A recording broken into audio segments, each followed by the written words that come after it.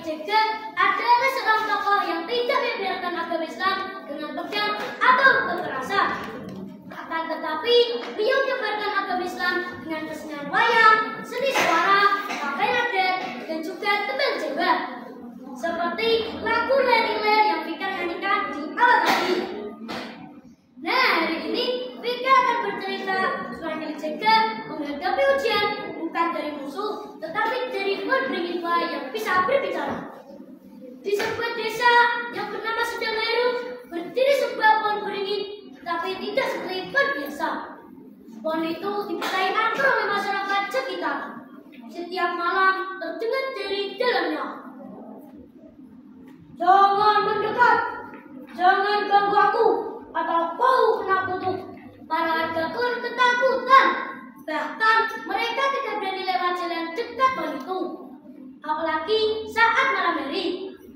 Pada suatu hari, datanglah Sunan Kalijaga ke desa itu. Beliau melihat anak-anak tidak bermain. Para ibu tidak berani ke ladang. Suara gamelan pun tidak terdengar sama sekali. Sunan Kalijaga dengan nada prihatin berkata, "Mengapa desa ini begitu sunyi, seperti hati yang kehilangan harapan?"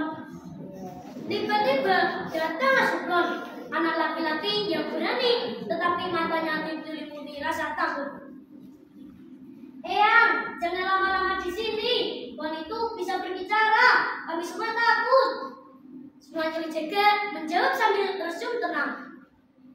"Yang kalian takuti bukan suara dari luar, tetapi suara dari dalam hati. Jika yang penuh kebencian dan penuh prasangka." Lalu Sugeng pun pergi dan pulang ke rumahnya. Malam pun tiba. Sunan Kalijaga memutuskan untuk bersemedi di bawah pohon sendirian. Angin berhembus kencang, bulan bersinar pucat. Tiba-tiba terdengar suara dari dalamnya, "Kau yang duduk di bawahku, pergilah sebelum kutelan dengan akarku. Jika kau mau yang angker, hadapilah aku. Jika kau malu-malu, mari kita berdamai." Jawab Sunan Kalijaga sambil tenang. Lalu pohon itu bergetar setelah batangnya muncul ada seorang sosok tinggi berjubah hitam. "Aku adalah penunggu pohon ini. Tak seorang pun boleh mengusikku, kecuali kau bisa menjawab teka-tekiku. Jika itu ujian untuk kebaikanku, aku terima." Jawab Sunan Kalijaga dengan penuh keyakinan. Lalu sosok dewi itu bertanya kepada Sunan Kalijaga, "Aku bisa mengikat manusia tanpa tali, bisa membakar tanpa api, bisa membuat orang lupa diri. Apakah aku?" Sunan Kalijaga diam sejenak lalu menjawab, "Itu adalah nafsu. Jika yang tidak dikendalikan, ia bisa menghancurkan hati." Lalu sosok dewi itu terkejut dan berkata, "Kau benar, tapi masih ada satu lagi. Tebang apakah yang bisa membangkitkan semangat sunyi malam?"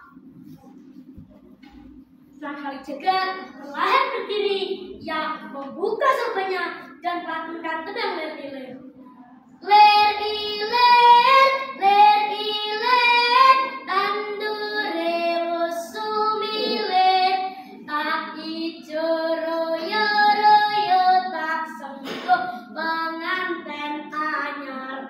Cah angon, penek no blimbing kuwi, lonyo-lonyo penek no kanggo baso dodotiro." Ler-Ler adalah panggilan untuk bangkit dari tidur langit. Blimbing adalah 5 rukun Islam. Lunyu-lunyu artinya jalan itu licin dan penuh cobaan. Dan sosok baik itu menangis. Ia berkata, "Ratusan tahun aku terkurung di pohon ini karena kesombongan, tapi tembangmu membebaskan hatiku." Lalu sosok dewi itu menghilang, angin berhenti, dan pagi pun datang dengan burung-burung yang bernyanyi ceria. Esok harinya, para warga berkumpul. Dia melihat sang kelinci duduk di bawah pohon sambil bersenyum. Apa yang terjadi, Eyang? Tanya salah satu seorang warga kepada Semangka Jaga. Ketakutanmu selama ini bukan dari pohon, tetapi suara dari dalam hati. Kini saatnya bangkit, belajar dan bernyanyi. Jawab Semangka Jaga menasihati para warga tersebut. Semangka Jaga pun mengajak seluruh warga menyanyikan tembang ler-ler. Tembang ini masih kita dinyanyikan baik oleh orang tua, muda maupun anak-anak. Dan sejak saat itu pohon beringin menjadi tempat belajar, berzikir, dan bermain. Bukan lagi tempat yang ditakuti. Nah, itu tadi cerita dari Semangka Jaga dan pohon berituan. Bagaimana teman-teman? Seru tidak ceritaku tadi? Pesan yang dapat kita petik dari cerita tersebut adalah: pertama, jangan mudah percaya pada ketakutan tanpa mencari tahu kebenarannya. Kedua, ilmu dan iman bisa mengalahkan kegelapan. Dan yang ketiga, tembang dan budaya Jawa menyimpan nilai-nilai luhur dan harus selalu kita lestarikan. Sebelum Fikar tutup, Fikar punya satu pesan untuk teman-teman. Ketakutan terbesar bukan suara dari luar diri, tetapi suara dari dalam hati yang lupa pada cahaya. Demikian cerita yang dapat